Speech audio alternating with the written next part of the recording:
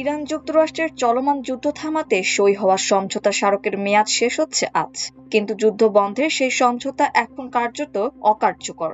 বরং যুদ্ধের পর ইরানের ওপর চাপ বাড়ানোর বদলে যুক্তরাষ্ট্রকেই পড়তে হচ্ছে সামরিক ও অর্থনৈতিক ব্যয়ের বড় বোঝায়। ফলে ইরান যুদ্ধ থেকে প্রেসিডেন্ট ডোনাল্ড ট্রাম্প কি পেলেন এ প্রশ্নের চেয়ে এখন বড় হয়ে উঠেছে যুক্তরাষ্ট্র কি হারালো।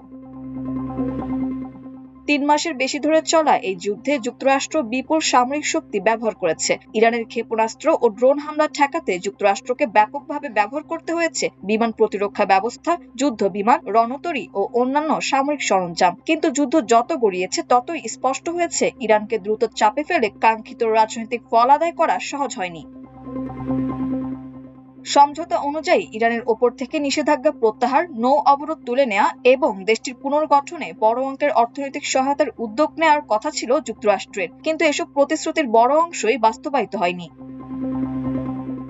তবে ট্রাম্প প্রশাসন আবারও ইরানের ওপর সর্বোচ্চ চাপ প্রয়োগের হুমকি দিচ্ছে। আর এখানেই যুক্তরাষ্ট্রের জন্য বড় সংকট। ওয়াশিংটন ভিত্তিক স্টিমসন সেন্টারের ফেলো বারবারা স্লাভিনের মতে, ইরানের উপর নতুন করে সামরিক চাপ বাড়ানোর সক্ষমতা যুক্তরাষ্ট্রের আগের মতো নেই। ইরানের বিরুদ্ধে দীর্ঘ অভিযানে ক্ষেপণাস্ত্র প্রতিরোধী ইন্টারসেপ্টরের মজুত কমেছে, কৌশলগত তেল মজুতেও চাপ তৈরি হয়েছে। বিমানবাহী রণতরী ও গুরুত্বপূর্ণ সামরিক সরঞ্জামও পরিকল্পিত সময়ের চেয়ে দীর্ঘ সময় মোতায়েন রাখতে হয়েছে। অর্থাৎ যুদ্ধ চালিয়ে যাওয়ার অর্থ শুধু আরো অর্থ ব্যয় নয়, একই সঙ্গে যুক্তরাষ্ট্রের সামরিক সক্ষমতার ওপরও বাড়তি চাপ তৈরি করা। সবচেয়ে বড় বিষয়, ইরানও যে পাল্টা অর্থনৈতিক চাপ তৈরি করতে পারে তার প্রমাণ দিয়েছে হরমুজ প্রণালীকে কেন্দ্র করে।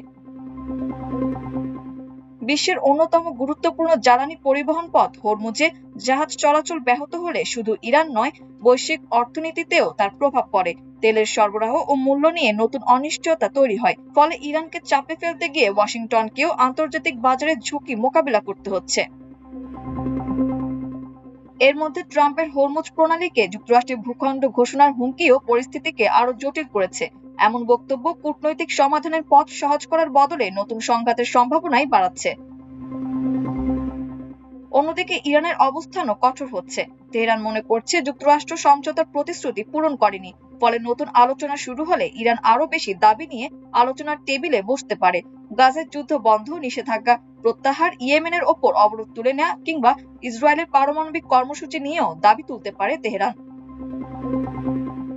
সবচেয়ে গুরুত্বপূর্ণ বিষয় হলো, যুদ্ধের পরও ইরানকে পুরোপুরি পরাজিত করা গেছে এমন বাস্তবতা তৈরি হয়নি। বরং তেহরান হরমুজের মতো কৌশলগত ইস্যুতে নিজের প্রভাব ধরে রেখেছে। ফলে সামরিক বিজয়ের দাবি থাকলেও রাজনৈতিক সমাধানের জন্য শেষ পর্যন্ত ওয়াশিংটনকেই আবার আলোচনার পথে ফিরতে হতে পারে।